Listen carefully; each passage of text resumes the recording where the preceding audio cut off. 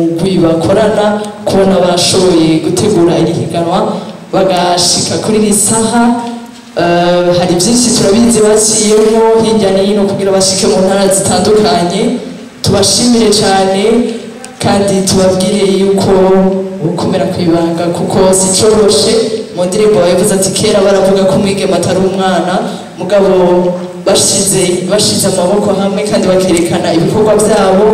Turabona neza yuko igihugu cyotezwa imbere n'abigeme kandi bakaduha nako gateka baharaniye. Rero mufashe dukomera amashi cyane Miss Arlene Sezerano n'umugwi bakoranye, tubaha amashi menshi cyane.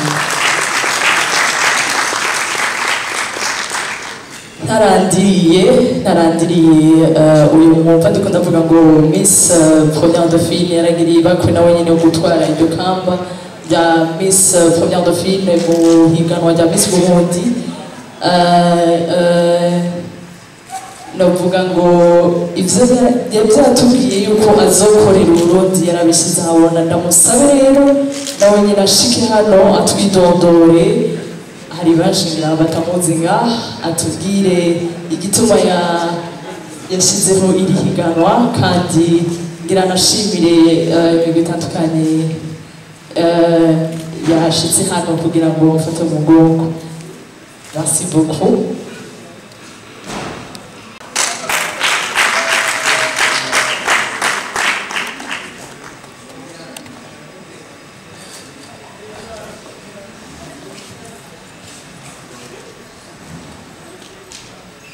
Mesdames et messieurs, bonsoir. C'est un grand plaisir que je me tiens devant vous pour parler de la compétition Malaika Innovation Award. Tout d'abord, bienvenue à ceux qui ont eu le temps de venir soutenir les candidates de cette deuxième édition.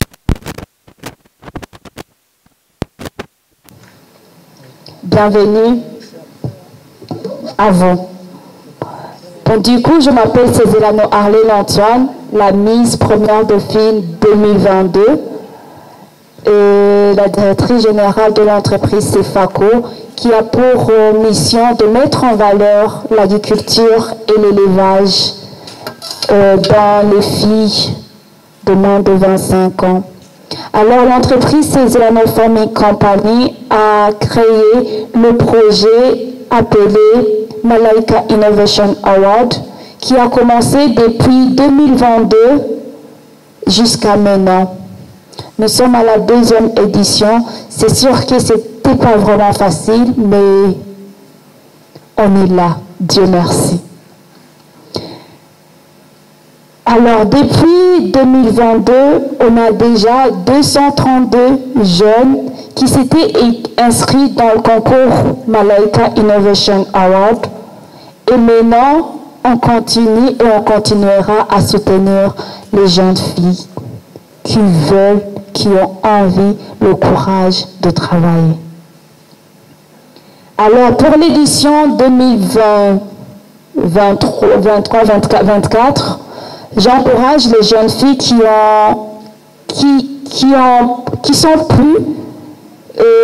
qui se sont données dans le travail et qui se sont inscrites dans le concours et qui ont pu arriver dans la finale.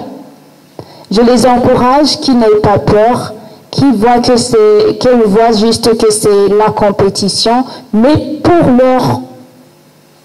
les encourager dans ce qu'elles ont déjà entrepris.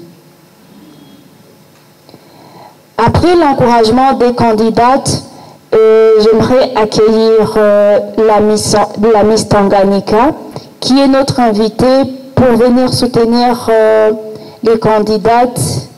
Et elle va vous expliquer elle va vous dire ce qu'elle a prévu, ce qu'elle a préparé pour les candidates, pour leur donner l'encouragement. Alors, pour terminer mon discours, j'aimerais remercier ceux qui nous ont aidés depuis le début jusqu'à maintenant. Il y a le ministère de l'environnement, l'agriculture et l'élevage. Il y a Madel Compagnie qui a été là avec nous. Il y a CRDB Bank qui nous a soutenus aussi durant le commencement jusqu'à maintenant. Il y a l'entreprise Kinju. Je leur remercie aussi pour ce qu'ils ont fait. Je remercie aussi Best of D57. Best, je les remercie beaucoup. Ils ont commencé avec nous le projet jusqu'à maintenant. Il y a Payphare. Je les remercie aussi.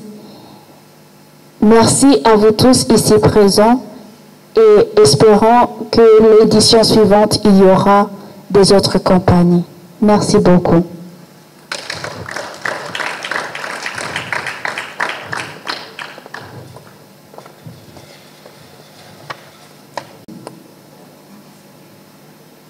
abakoraniye hano namwe batumire batandukanye tubashimire kuba mwitavye akamo kacu nkuko yamaze kubivuga magaze hano serukira abateguye kino gikorwa bose. Kuri uyu munsi rero turanezerewe kuko twarakoranye n'abaza kubaca imbere muri iki kiringo cyose mu ntara zitandukanye. Rwabaye urugendo rutoroshe ariko turashima uko byagenze. Rero munsi turi hano kugira ngo mubone impano canke ingabire baza kubashikiriza hano kugira ngo namwebwe baba abavyeyi canke abandi bose mushobore kubona ico abana banyu canke abagenzi banyu impano bafise muri bo. Rero iri higanwa ni higanwa ryateguye na Sefako tushishije muri projet yitwa Malayika. Ibaye edition ya kabiri kandi by'ukuri turanezerewe ko biko biragenda neza. Rero iri ni higanwa rihuza abigeme bo mu ntara zitandukanye zigize igihugu cacu c'u Burundi. Uno munsi dufise abigeme 12 muri 24 bahiganwa mu ntara baje bavamo hasigaye aba 12 muza kubona ngaha mu kanya. Rero turabashimiye ku mwete bagize ku minsi twakoranye bakaba baragumanye natwe. Uno munsi turafise abandi bashitsi turi kumwe abamalayika batsinze ihiganwa ry'umwaka uheze rikanda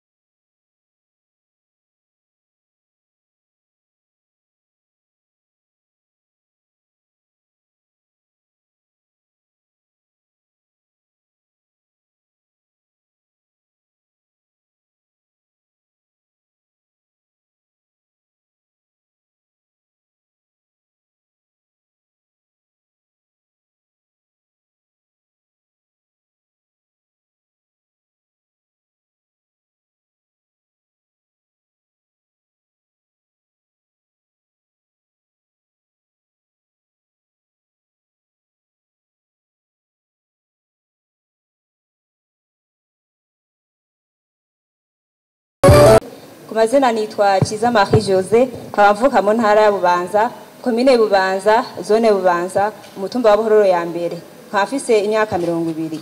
Mugambi wanje akaba ari wo kurima ibihoke nkongera nkabihinguramo amavuta meza cyane yo kurya n'amavuta muti yo kwisiga.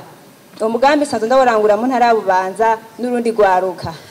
Icyatumye niyumvira uwo mugambi twakuze mu kibano iwacu tubona ibihoke babirima bakabigaburira inkoko kubera gutamenya agaciro kabyo, bica bituma tugira ubushakashatsi dusanga ibihoke bifite akamaro kanini cyane haba ku magara yacu no ku mibiri yacu. Umugambi wacu uzomara imyaka myinshi cyane kubera abakenera ayo mavuta ni benshi cyane, haba abamama, abapapa n'abana, kuko atuma imibiri yacu itigera isaza kandi yuzuye amagara meza. Umugambi wacu turatanga akazi kugwaruka rwahejeje amashuri rushomereye hamwe n'abakobwa bavyariye iwabo. Umugambi wacu wabaye nk'inyishu mu kibano iwacu kubera ko ayo mavuta barayahurumbira cyane, nta yandi mavuta bakirondera yaba ayo kurya canke yo kwisiga kuko bayaronka vyoroshe cyane kandi ku giciro gitavuna, leta nayo ikaharonkera ikori. Umugambi wacu urunguka cyane kubera twatanguje umutahungana n'imiliyoni 3 n'ibihumbi 300, turima amahegitari 2 twimbuyemo amatoni 8. Ayo matoni 8 twarayahinguye hama turayadandaza rucadukuramo imiliyoni 6 z'inyungu ku mwaka, ni ukuvuga ibihumbi 500 ku kwezi. Hanyuma tukaba mwebwe mwese mu cubahiro cyanyu, nitwa Irankunda Love, ndi umurundikazi uvuka mu ntara ya Gitega, komine Gitega, zone Mungwa, umutumba Bihanga, ndi umwigeme w'imyaka 23. Umugambi wanje ni wo kuri mu bwatsi ntete nkoresheje umuceri, ingano, amasaka hamwe n'ibigori. Ni gute ntera ubu bwatsi? Mu kurima ubu bwatsi nkoresha ibipande vy'ibido, nkakoresha amazi, nkakoresha icyo kuvomeza ariko ntavu nkoresha. Icyatumye nkora uyu mugambi nasanze ari umugambi mwiza cyane uza gufasha aborozi b'ibitungwa binini na bito bito. Turi no mu gihe leta y'u Burundi yasohoye itegeko ribuza kuragira ibitungwa ku misozi. Uyu mugambi wanje uraheza ugasahiriza aborozi na cyane muci mu gihe ubwatsi buba butakiboneka. Ni ingirakamaro ku bitungwa kuko butuma umwimbu wiyongera nk'inyama, amata, amagi hamwe n'amase, kuko mu bwatsi burimo ivyunyunyu ibitungwa bikenera. Ugutera ubu bwatsi ndatora intete zanje nkazigosora, nkazironga mu mazi meza, nkaziyongera no mu ndobo imeze neza, ndazinika amasaha 4. Ayo masaha aheze ndazishira ahantu nkaziminina, nkazifuka, nkarindira amasaha 28. Ayo aheze cyafata ibipande vy'ibido nkabitobagura munsi kugira ngo ninavomera imbuto zanje ntizize kubora. Cyafata za mbuto zanje nkazisanza kuri bya bipande by'ibido, hanyuma nkabitereka ku gaserama kugira ngo umwanda ntujeko, cyanyereka ahantu hashika umuco ariko atazuba rihashika. Mvomera 3 ku munsi, mu gitondo, saa 6 hamwe no ku mugoroba. Ku munsi ugira 4 bwa bwatsi za mbuto zirazatanguye kumera, zahindutse ubwatsi, cyantangura kugaburira inkwavu, inkoko, imbata hamwe n'amafi. Ku munsi ugira 6 cyantangura kugaburira impene, intama hamwe n'ingurube. Ku munsi ugira 7 nkaca ngaburira inka. Ndangije nshimira ishyirahamwe ryateguye ihiganwa rya Malaika Innovation Awards mu guteza imbere abigeme bafite imigambi. Nongera nshimira mwebwe mwese mu cyubahiro cyanyu, murakoze. Valoriser cette culture polyvalente afin de réduire l'émission des gaz à effet de serre et de protéger l'environnement. En effet, l'arachide est une culture largement répandue, elle cultivée dans de nombreuses régions du monde, notamment ici chez nous au Burundi. Mais son potentiel est complètement sous-estimé, créant ainsi une situation de précarité d'emploi au sein de la population. Notre projet est doté d'une équipe très jeune, dynamique et motivée, dont un spécialiste en production de charbon écologique, un gestionnaire de projet qui est moi-même et d'un commercial. Ensemble, transformons l'arachide en une opportunité durable afin de pouvoir protéger l'environnement pour que le pays use aussi de bons charbons à partir de la coque d'arachide. Mesdames et messieurs, merci d'avoir fait partie de cette aventure. Merci, valorisons cette culture. Merci. Savez-vous au moins que grâce à la coquille d'escargot, on a une poudre riche en calcium? Savez-vous que la bave d'escargot est utilisée dans les produits cosmétiques? Non, vous ne le savez pas. Bonjour à tous, bonsoir à tous et à toutes. Mon nom est Linka Mugisha, j'ai 22 ans et je représente fièrement la province de Karoussi. Je suis une élevatrice des escargots et je travaille aussi dans tout ce qui va avec leur transformation. En 2021, j'ai remarqué que plus de 200 000 espèces d'escargots sont brûlées alors qu'on pouvait générer des millions grâce à cet élevage. Vous vous demandez pourquoi on devrait manger ça? Quelle est leur utilité? J'aimerais vous dire que, selon les études faites par l'Université des sciences vétérinaires de El Kroub, c'est en Algérie, montre que, en comparant la viande d'escargot et la viande de bœuf, la viande d'escargot est 83 fois plus riche en calcium, 13 fois plus riche en magnésium, et sans oublier qu'il n'y a ni glucides, ni graisse, ni cholestérol. J'ai commencé mon projet avec un budget de moins de 300 000 francs, sans oublier que j'ai déjà vendu plus de 10 kilos. J'aimerais vous dire que 1 kilo coûte 35 000 francs. Oui, c'est cher, mais il y a beaucoup de vitamines ici. Je fais appel à toute personne qui est présente ici, à chaque banque, à chaque entreprise, de me soutenir dans mon projet, que ce soit dans les conseils, parler des financiers ou bien parler de matériel. Je remercie aussi l'entreprise CEFACO de nous avoir donné cette opportunité à nous, les petites et moyennes entreprises, de participer à cette compétition. Et je remercie aussi aux sponsors de cette compétition. J'aimerais aussi vous présenter ma toute première nouvelle gamme de produits, qui est le savon, c'est un savon luxe qui est à base de bave d'escargot. Merci.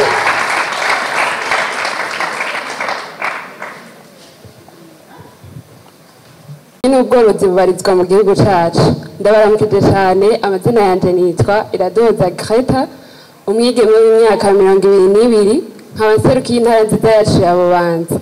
Nkaba ndi umurimyi w'ibijumbu, maze igihe gito ndimo ibijumbu, ariko ibijumbu sinashimye yuko twobihereza mu kubifungura gusa, kuko turi benshi barima ibijumbu.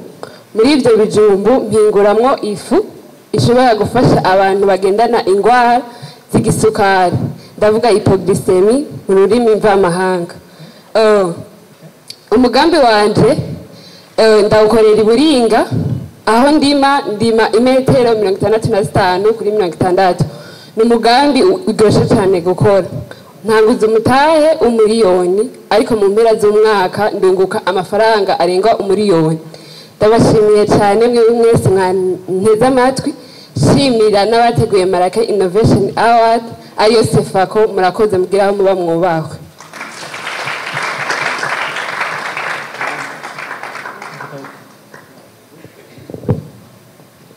Shimira Imana. Nkaba mvuka mu ntara ya Bubanza, komine Bubanza, province Bubanza, umutumba ni Buhororo ya mbere. Fise umugambi wo kurima tomate no kuzihinguramo poudre de tomate arizo zizi mubona ngaha. Natanguje umugambi, natanguje umutahe w'imiliyoni 2. Sezo ya mbere nararimye, ndimbura, ndahingura, ndadandaza, nsanga nungutse imiliyoni 2. Nadandajemwo imiliyoni 4. Sezo ya kabiri ndongera ndarima, ntanguza miliyoni 2. Ngiye kusarura ndadandaza, nsanga nungutse imiliyoni 2 n'ibihumbi 300.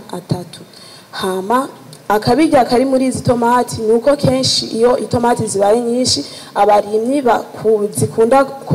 zikunda kubura ukuntu bazibika ariko ku bwanje bazoza barazana ndabagurira kuko je mfise ukuntu nzoza ndazihingura ndazibika zikaba zibikika imyaka 3 hama nkabashimiye Sefako yateguye irishira hamwe rya Malaika Innovation Award nongera nshimira mwebwe mwese mwariko muradukurikirana murakoze.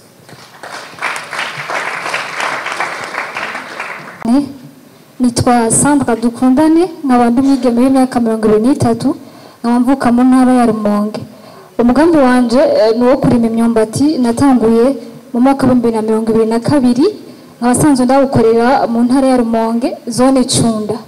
Impamvu nahisemo kurima imyumbati nuko nakuze numva kenshi bakunda kuvuga ati ubufu bw'imyumbati ngo nta kamaro bufise nkumva umenye ndashaka kumenya ni igihe impamvu butagira akamaro nsanga impamvu butagira akamaro nuko biyinika cyane imyumbati ugasanga uko bayinika iminsi myinshi niko usanga kajya kanovera k'imyumbati kavamwo za vitamine zose dusanzwe tuzi mu myumbati zivamwo nubwo dusanzwe tubizi ko umwumbati ufise vitamine A na B na C hamwe na E uko naryo rigaza kwiyumvira sanga hari n'ubundi buryo dushobora guhingura ubufu bw'umwumbati tutamanje kwinika iminsi myinshi nsanga hariho imashini ishobora guhingura imyumbati ikayisya batamanje kwinika iminsi myinshi ngo kujya ngo kuca nkoresha ubwo buryo nkatangura guhingura ubufu bumeze neza bufite karovera ubufu bufite za vitamine zose dusanga mu mwumbati nkuko nababwiye nka A na B na C hamwe na E si ibyo gusa hari n'ubundi buryo nibuye bwo gushobora guhingura ububamo kubabuzi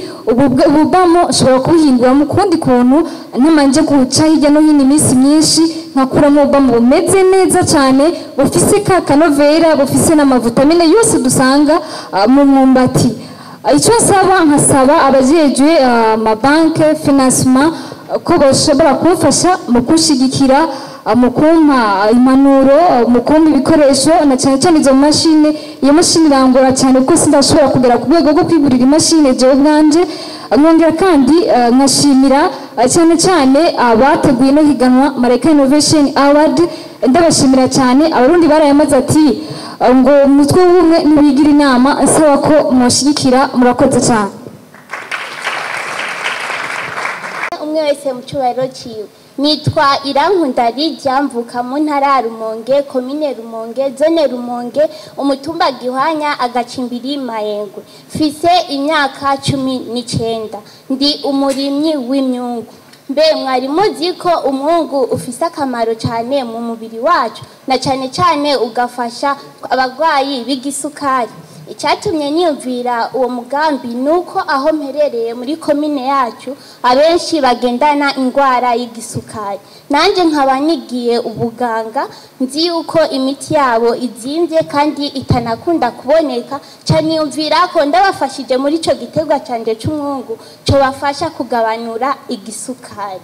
Mu mwungu harimwo vitamine A, B, C, D na K igafasha kugabanya igisukari ugafasha no kugabanya kansera ugafasha kuba mama bonsa kongereza amaberebere. Fise umurima upima imetero 40 mu bwaguke imetero 35 mu burebure aho natanguje umutahe ungana n'ibihumbi 500 ngurishije nararonse umuriyoni n'500 nkuyemwo umutahe wanje narasigaranye inyungu ingana n'umuriyoni. Nashaka gutera akamo ku bantu bose bifuza ko twokorana kuko umwungu ndawuhinguramwo ibintu byinshi. Umwungu nifuza ko nzowuhinguramwo ikinyobwa cyo kunywa kikazofasha abadiabete hama nkongera nkahinguramwo imbuto z'umwungu ifarini amata nkongera nkifuza ko ngomba gushikako ku rugero rwo kuzihinguramwo amakoto yo gufungura. Nashaka gutera kamo mwebwe mwese muraha niba mpamahirwe nkashobora gutahanira ihiganwa nzotanga akazi kugwaruka nkanje nongere ntange akazi ku bene gihugu kugira twiteze imbere twongere duteze imbere igihugu cacu. Nkuko bavuga ngo umutwe umwe ntiwigira inama kandi ukuboko kumwe ntikwimara ubugi. Ndangije nshimira abateguye rino higanwa ryo gushigikira ugwaruka mu burimyi n'ubworozi. Ndashimiye n'abarifashe mu mugongo mwese ndabashimiye murakoze cyane. Mu ntara ya Makamba komine Mabanda zone Gitara umutumba wa Musenyi mfise imyaka 21 ndi umunyeshure muri kaminuza y'ibiyaga binini ndi umworozi w'inkwavu. Umugambi wanje mu kuwutangura narihweje mbona ni uri populaire, benshi barakengera urukwavu. Ndaja ku buhinga bwa none cesanga urukwavu ririmo ibintu byinshi cyane. Urukwavu rufise umwavu mwiza, kukaba nkako murazi ko ubworozi n'uburimyi bijana. Umwavu w'urukwavu uri mu myavu myiza idatisurisi. Ubu amaganga y'urukwavu nayo avomera ibiterwa bikamererwa neza. Musanze muzi yuko ubwoya bw'urukwavu ruri muri bike bifasha kugira ngo iyo umuntu yahiye amererwe neza. Muti none kugira umugambi wanje ngira intege zagenze gute? Nisunze ihimiriza ry'umukuru w'igihugu nyene icyubahiro aho yatanga imbono kugira ngo tugire effort duhindure igihugu cyacu, kugira ngo mu mwaka wa 2040 tuzobe dufise igihugu cifashe, mu mwaka wa 2060 dufise igihugu giteye imbere. Naciye nja ku buhinga ngurukana bumenyi ndihweza icyateje imbere ibindi bihugu sanga n'uburimyi n'ubworozi. Muti none urukwavu gunguka gute? Urukwavu iyo ugoroye ni agatungwa gatoya kagwira n'ingoga kandi gatanga umwimbu n'ingoga. Nikagoye gutunga, n'abarundi bato bato barashobora kurutunga. Urukwavu rwanje mu mwaka umwe rubyara incuro ziri hagati ya 4 canke 6, kandi ku ncuro imwe gusa kabyara abana bari hagati ya 6 na 10. No kuvugiye urukwavu mwico gihe murazi ko ikiro kimwe kiri hagati y'amahera angana n'ibihumbi 200 na 30. Banyakubaha muri ngaha, umwe wese mu cubahiro ciwe nashaka ndabasabe intererano. Mfise icyiyumviro cyo gukwiragiza umugambi wanje irya nino ndabicishije mu gutanga udukwavu ku miyabaga bakiri bato ndetse n'abandi bakuze batarashobora gutanguza umugambi kugira ngo twijukire iterambere ry'igihugu cacu. Nifuza kandi kuzana ubuhinga buteye imbere, ubu n'ubukwavu kandi bwa kijambere, ndavuga nka New Zealand n'ubundi bita California, bwunguka n'ingoga nabwo kandi burinda ingwara budapfa n'ingoga. Ndangije shimira ishirahamwe Sefako ryateguye ihiganwa rya Malaika Innovation Award. Mugire aho muba mwubaha. Umuceri arigira akamaro ku buzima bw'abantu. Igiterwa cy'umuceri ni ntanganguvu. Mu muceri harimo ibyunyunyu bituma umubiri ukora neza. Mu muceri harimo vitamine B idufasha kongera amaraso mu mubiri. Mu muceri harimo isukari nziza bita amido idufasha kuronka inguvu. Umuntu awufunguye bigatuma aronka isukari nziza mu mubiri. Ndabaramukije mwese, ku mazina ni Igiraneza Dogretia, nkaba mvuka mu ntara ya Bubanza komine Gihanga, nkaba ndi umwigeme w'imyaka 20. Umugambi wanje akaba ari wo kurima umuceri. Uwo mugambi wanje nkaba sanzwe ndawurangurira mu ntara ya Bubanza. Akaba ari umugambi ukeneye uburyo bungana n'imiliyoni 8,149. Nkaba natanguranye umutahe ungana n'imiliyoni 2,500. Kugeza ubu nkaba mfise umutahe ungana n'imiliyoni 4. Akaba ari umugambi uzotanga akazi kugwaruka rushomereye rukeneye akazi mu by'uburimyi hamwe no guhingura ifu y'ubuyi hamwe n'iy'umuceri. Ukazofasha abantu aho nikora, imfuvyi n'abandi, uteze imbere nyenewo. Ico nsaba nuko mwomfasha mukamfata mu mugongo, mukamfasha mukandonsa ubwo buryo bubura kugira ngo uwo mugambi urangurwe muzoba mukoze. Ico niyemeje nugutera imbere, guteza imbere, kuduza ubuzima bw'abandi, kubafasha, kubashigikira, kubaduza mu vyiyumviro no kubaronsa akazi. Nkabashimiye ishirahamwe Sefako ryateguye ino higanwa rya Malaika Innovation Award. Nkabashimiye abarishigikiye, nkabashimiye mwese mwanyumvirije, murakoze.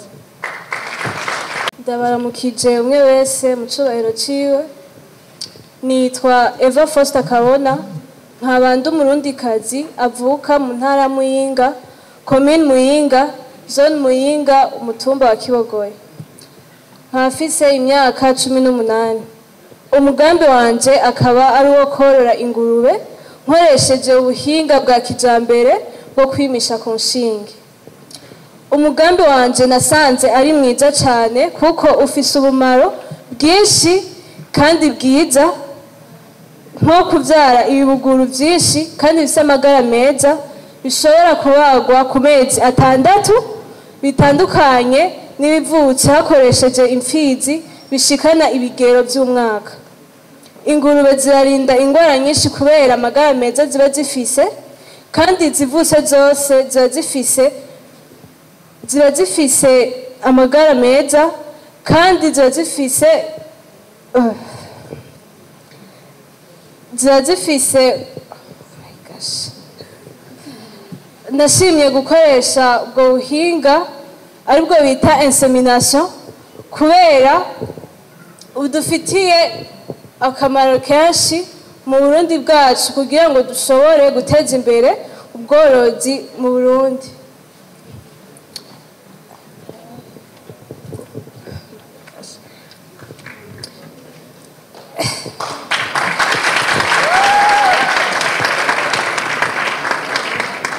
Madame la représentatrice de FICDA, Excellence Madame la PDG de Cefaco, Miss Tanganyika, bonsoir. Je me nomme Bakile Flevi Kenax, j'ai 18 ans. Je suis élève au poste fondamental au lycée du Saint-Esprit. Je suis cultivatrice des champignons dans la province de Bujumbura, précisément dans le quartier Gassékérouillé. Si j'ai choisi la culture des champignons hors sol, c'est parce qu'ils ont les mêmes éléments que la viande. Mon projet, non seulement il sera basé sur la production des champignons hors sol, mais aussi il y aura la sensibilisation et la promotion à sa culture, mais aussi à sa consommation, à la population burundaise, mais aussi est-africaine, mais aussi à la population du monde entier. Les champignons contiennent des protéines, du zinc, mais aussi ils contiennent 0 calories, ce qui est un facteur très important pour les personnes diabétiques. Mon projet, je vous demande pour mon projet de me soutenir économiquement, matériellement, dans le but que chaque Burundais ait une santé nutritionnelle saine, mais aussi et de l'argent, vu qu'un kilo de champignons coûte 7 000. Je termine en vous disant merci, Madame la PDG de Cefaco, d'avoir organisé une telle compétition où nous, les jeunes filles, on sort de l'ombre pour que nos projets soient vus par le monde entier. Merci de votre écoute. Aravuga igikorwa ciwe ujya mukenyezi ibyo avuze ndibaza ko muvyumvise.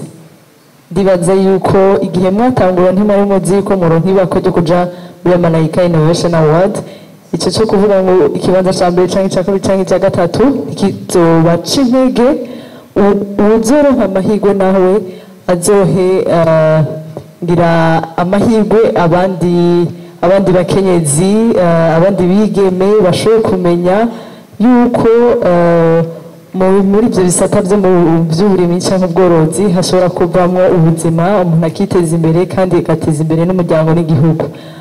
Alors sans trop tarder, je crois que c'est le moment intime des membres du jury pour bien vérifier des points pour différents critères qui leur sont accordés.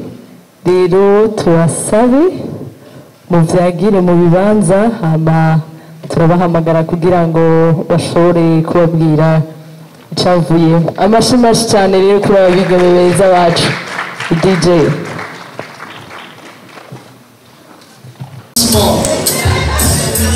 Voilà, pas à pas, doucement. Beaucoup d'applaudissements s'il vous plaît. Voilà, 1, 2, 3.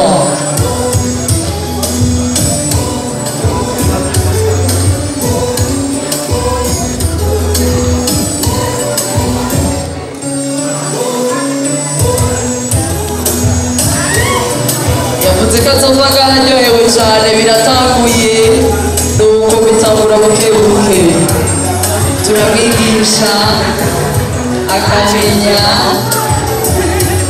akagenga na porogaramu ESU.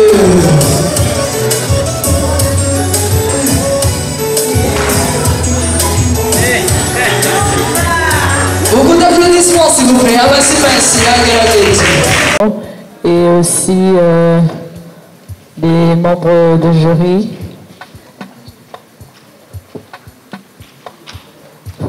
Bashike hano kuko ngira baraza kubaha des certificats pour qu'elles puissent donner à ces jolies demoiselles. Hama bigeme bababwiye yuko icambere murazi ko muri beza, murabizi ko muri beza, et vous devez être fiers de ça premièrement.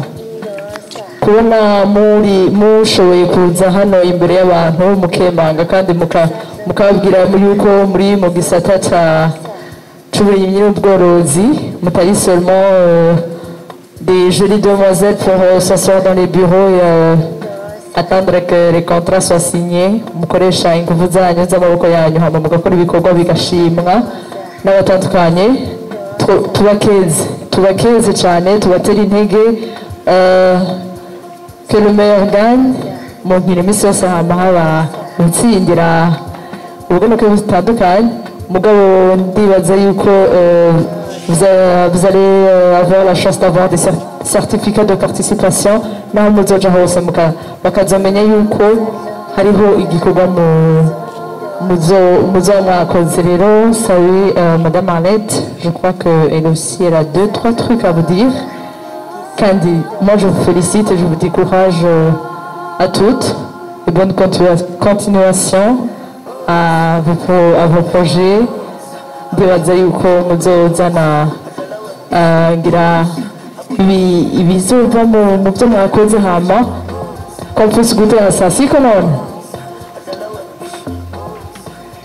Ok, nk'uko ahejeje kubivuga, imbere yuko les membres du jury batumenyesha abashoboye gutorwa nk'abamalayika batatu, twagira quand même tubahe ama certificat pour la semaine de formation que vous avez passé avec nous. C'était un plaisir. Nibaza ko ibintu mwize muzobikurikiriza mu bikorwa byanyu no mu maproje yanyu kugira ngo bishobore kubafasha ego mubikoresheje mu byo muzokora. Rero nagira mpamagare Bakire Flevi Foster ingutore certificat.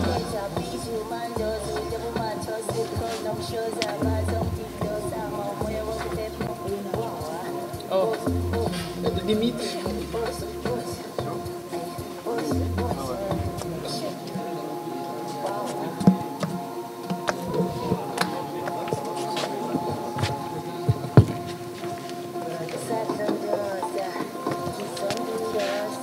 Amashyi menshi cyane pour la demoiselle Love. Oh. Je crois que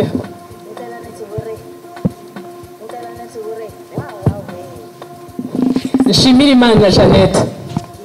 Beaucoup d'applaudissements s'il vous plaît, beaucoup d'applaudissements pour la jolie demoiselle Jeannette. Akaba serukira intara ya Bubanza, amashyi menshi cyane.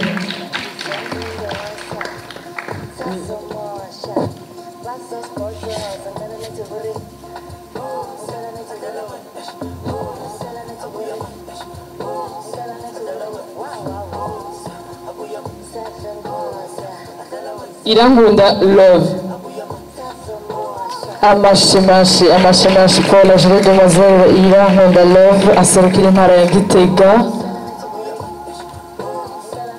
Turabona neza yuko mukuri abakobwa barabikwiye. Lydia.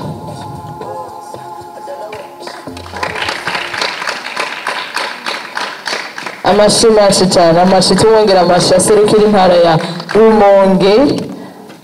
Sarah Mireille Antoine. Sarah Mireille Antoine aserukira intara ya Bubanza. Mugisha Linka. Amashimwe cyane kuri Linka rero nawe nyine aserukira intara ya Karusi. Dukundane Sandra. Dukundane Sandra, amashimwe cyane, amashi aserukira intara ya Igira neza dans Grecia.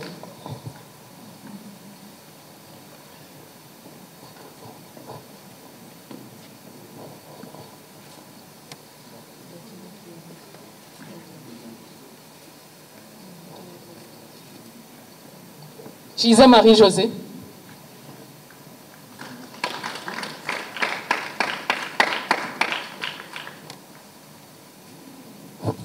Beaucoup d'applaudissements s'il vous plaît. Tout le monde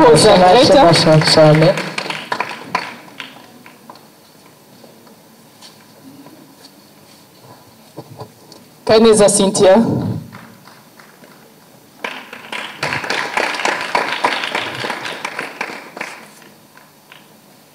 Et enfin, Bakile Flovie Love.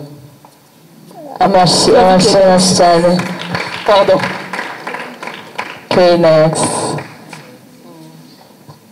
Nibaza ko umwanya rero ari uwa membre du jury kugira ngo bashobore kutubwira les trois malaika élus. Merci.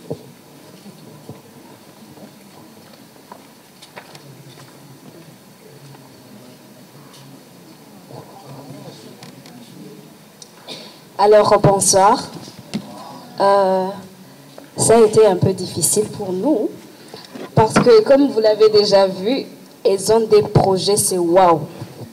Mais quand même, on est dans une compétition et on a passé beaucoup de temps, on a réfléchi, on a regardé, on a fait des points, des moins, des plus, on a regardé. Et pour les candidates, d'abord, vous avez bien fait, toutes. Bravo.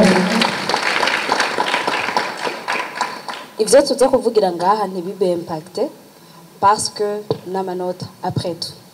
Rero tumaze guterateranya byose tukaraba.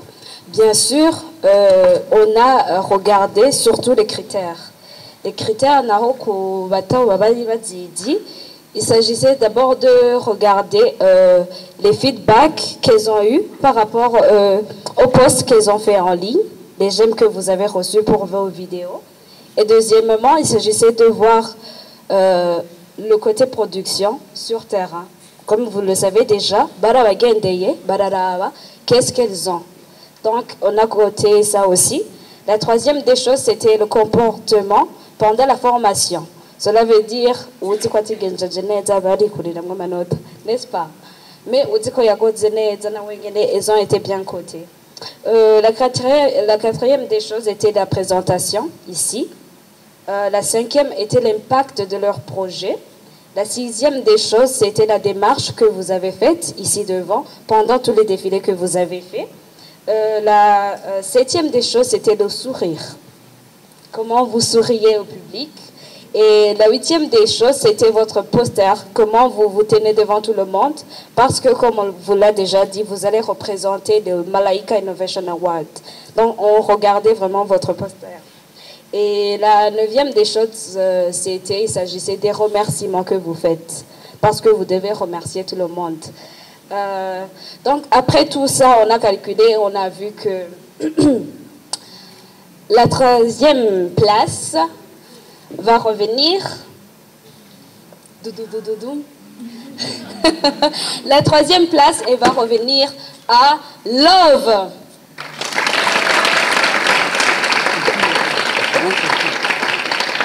Amashimwe cyane kuri Iradukunda Love.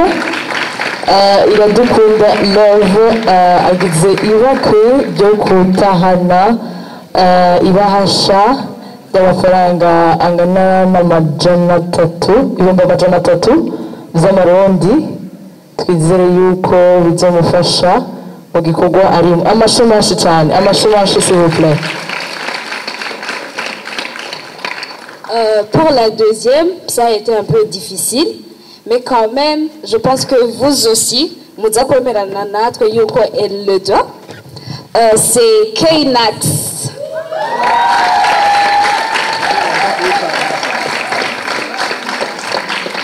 Tumugori gatoyi Love agume hajya Love.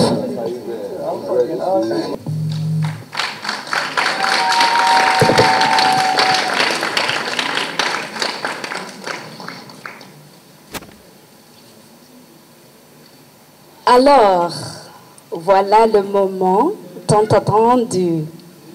Ça va les filles? Morale n'est pas trop. Alors, pour moi, j'ai été la présidente de ce jury. C'était un honneur de proclamer la Malaika 2024. Linka.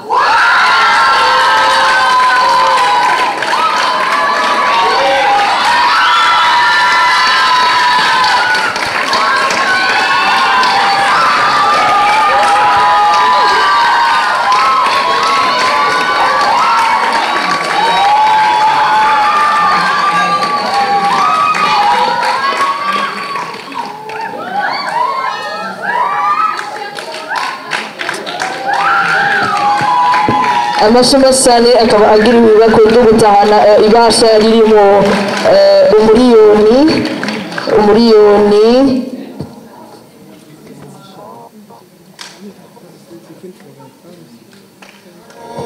amashami s'il vous plaît. Vous savez la présidente d'aujourd'hui na monsieur Barikumwe amashami cyane pour la jolie demoiselle Ugusalika oyagiribakwe arayitahanye muhira twizere yuko on aura l'occasion de goûter à ces plats d'escargot kandi tumutera intege cyane tubatera intege abigeme bacu